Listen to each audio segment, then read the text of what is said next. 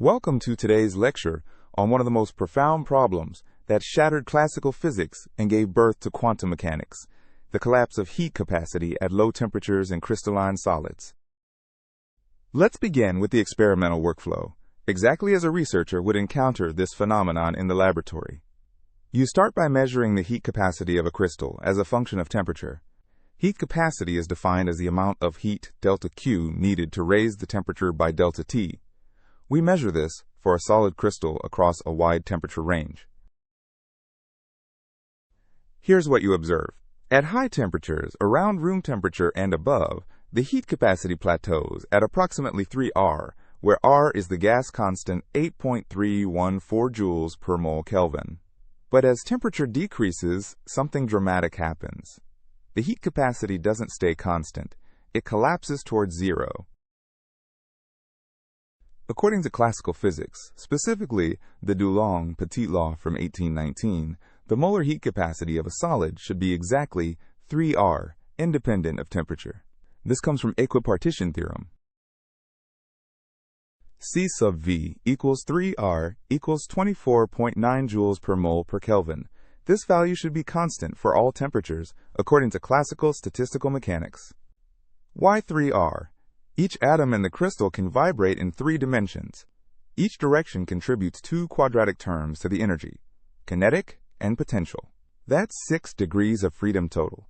Equipartition gives 1/2 kBt per degree of freedom, so total energy is 3 kBt per atom, or 3 RT per mole. Internal energy U equals 3 NkBt equals 3 RT per mole. Taking the derivative with respect to temperature gives C sub V equals 3 R. Simple, elegant, and completely wrong at low temperatures. This is a crisis. Classical physics, which had been so successful, completely fails to explain why heat capacity drops at low temperatures. The experimental data shows the heat capacity approaching zero as temperature approaches absolute zero. In 1907, Albert Einstein proposed a revolutionary solution.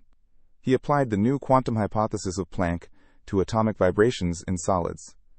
Einstein modeled each atom as a quantum harmonic oscillator with a single characteristic frequency omega sub e. Unlike classical oscillators, which can have any energy, quantum oscillators have discrete energy levels. Energy E sub n equals n plus 1/2 times h bar omega sub e, where n is 0, 1, 2, 3, and so on. This is the quantum harmonic oscillator formula. Let me ask you a question. Why does quantization matter? Why doesn't the classical continuous energy work? The answer lies in the Boltzmann distribution. At low temperatures, kBt becomes smaller than h bar omega. The thermal energy is insufficient to excite oscillators to higher levels. Most oscillators remain in the ground state, contributing nothing to heat capacity. They are frozen out. The average energy of a quantum oscillator is h bar omega over the quantity e to the h bar omega over kBt minus 1, plus the 0-point energy h bar omega over 2. For n atoms vibrating in 3 dimensions, we have 3n oscillators, so the total energy is 3n times this expression. Taking the derivative with respect to T gives the Einstein heat capacity. C sub V equals 3 NkB times the quantity h bar omega over kBt squared times e to the h bar omega over kBt divided by the quantity e to the h bar omega over kBt minus 1, all squared. It's convenient to define the Einstein temperature theta sub E equals h bar omega sub E over kB. This characteristic temperature tells us the scale where quantum effects become important. The Einstein heat capacity becomes 3 R times theta E over T squared times e to the theta E over T over the quantity e to the theta E over T minus 1, all squared. Now let's test this model. We fit the experimental data by adjusting theta sub E as a free parameter. For many materials, this works remarkably well at intermediate temperatures. The Einstein model captures the overall collapse of heat capacity beautifully. At high temperatures, it approaches 3 R. At low temperatures, it drops towards zero. This was a triumph for quantum theory. Let's take diamond as an example. The best fit gives an Einstein temperature of about 1320 Kelvin. This is very high, reflecting the stiff carbon-carbon bonds. We can calculate the characteristic frequency, omega sub e equals k b theta e over h bar, which gives approximately 1.7 times 10 to the 14 radians per second. That's in the infrared range. But there's a problem. At very low temperatures, below about 50 Kelvin for most materials, the Einstein model fails. It predicts the heat capacity drops too quickly. At low temperatures, where T is much less than theta E, the Einstein heat capacity has exponential decay. C sub V approximately equals 3R times theta E over T squared times e to the negative theta E over T. This is an exponential suppression, extremely rapid. But experiments consistently show that at low temperatures, heat capacity follows a power law, not exponential. Specifically, C is proportional to T cubed. This is a fundamental discrepancy. So what's wrong? Einstein assumed all atoms vibrate at the same frequency. But is this realistic? Think about a crystal lattice. The answer is that atoms in a crystal don't vibrate independently at one frequency. They vibrate collectively in normal modes spanning a spectrum of frequencies. Long-wavelength acoustic modes have low frequencies approaching zero. In 1912, Debye provided the correct solution by considering the full spectrum of vibrational modes in a crystal, treating it as an elastic continuum. Debye recognized that a crystal has a spectrum of phonon frequencies, from 0 up to some maximum cutoff frequency omega sub d. Low-frequency modes are acoustic phonons behaving like sound waves. Phonons are the quanta of lattice vibrations, analogous to photons for electromagnetic waves. Each phonon mode of frequency omega contributes a quantum oscillator to the energy. The density of states, the number of modes per unit frequency, is g of omega equals 9n omega squared over omega d cubed. This quadratic dependence is crucial. Why omega squared? In 3 dimensions, we have 3 acoustic branches, 1 longitudinal and 2 transverse. The density of states in k-space is proportional to the surface area of a sphere, which gives omega squared in frequency space. The Debye cutoff frequency, omega sub d, equals versus sub s, times the cube root of 6 pi squared n over v, where versus sub s is the average sound velocity, and n over v is the number density. We define the Debye temperature theta sub d equals h bar omega d over kb. This is the characteristic temperature scale for the Debye model. To get the total energy, we integrate the Planck distribution times the density of states over all frequencies, from 0 to omega d. U equals the integral from 0 to omega d of h bar omega over the quantity e to the h bar omega over kbt minus 1 times g of omega d omega. Now comes the critical insight. At low temperatures, where T is much less than theta d, we can extend the upper limit of integration to infinity because the Planck factor cuts off exponentially. After changing variables, the heat capacity becomes 9 nkb times T over theta d cubed times an integral that evaluates to a numerical constant. This definite integral equals 4 pi to the 4th over 15, which is approximately 26.0. Therefore, C sub v equals 12 pi to the 4th over 5 times nkb times the quantity T over theta d cubed. This simplifies to 234 nkb times T over theta d cubed. This is the famous Debye T cubed law. Heat capacity at low temperatures is proportional to temperature cubed. This matches experiments beautifully. Here's a comparison at low temperatures. The experimental data follows the Debye T cube prediction perfectly. The Einstein model drops off exponentially, much too fast. The Debye model wins. Physically, what's happening? At low temperatures, only the lowest energy phonons are thermally excited. These are the long-wavelength acoustic modes, with frequencies proportional to the wave vector k. They behave like sound waves propagating through the crystal. The T cubed comes from 2 factors. The density of states contributes omega squared. The average energy per mode at low temperature contributes kBT linearly. Combining these with the integration gives T cubed. Let's do a quantitative calculation. Consider copper, a common metal. We'll estimate its Debye temperature and predict the low temperature heat capacity. Copper has density ρ equals 8,960 kilograms per cubic meter. Molar mass is 63.5 grams per mole. Sound velocity is approximately 3,800 meters per second for longitudinal waves.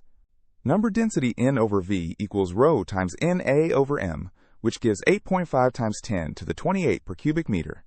Omega D equals 3,800 times the cube root of 6 pi squared times 8.5 times 10 to the 28, which gives approximately 5.3 times 10 to the 13 radians per second. Theta D equals h bar omega D over Kb, which gives approximately 400 Kelvin. This matches the experimental value for copper quite well. Now let's predict the heat capacity at 10 Kelvin using the Debye T-cubed law.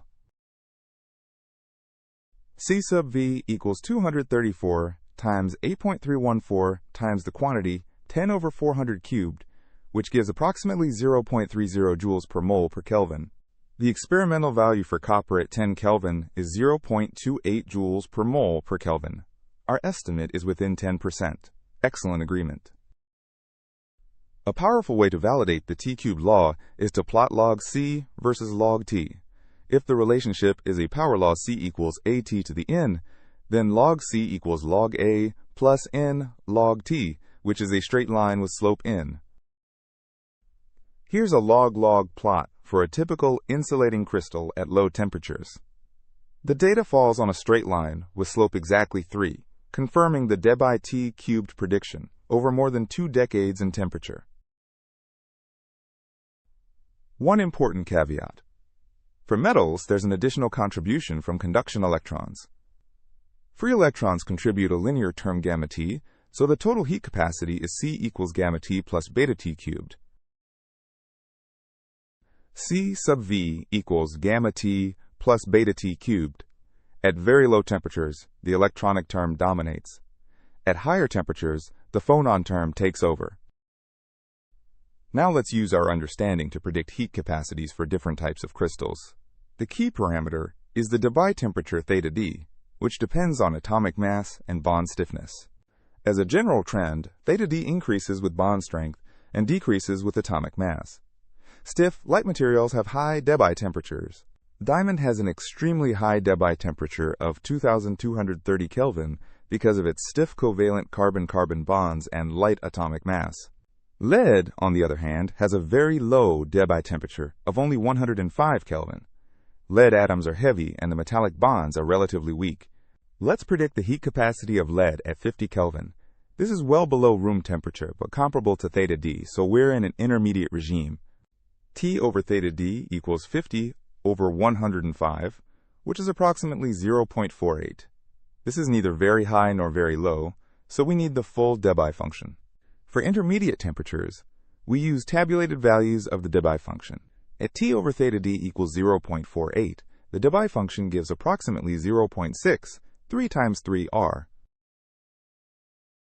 C sub V approximately equals 0.63 times 3R, which is 15.7 joules per mole per Kelvin.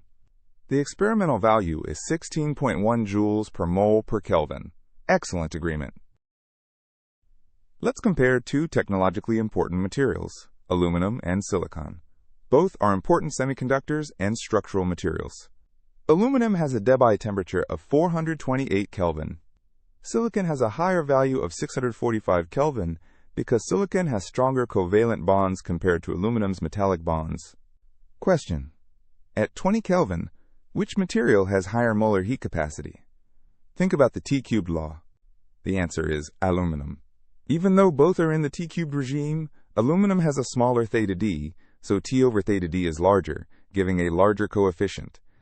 The ratio of heat capacities is C aluminum over C silicon equals theta silicon over theta aluminum cubed, which is 645 over 428 cubed, approximately 3.6.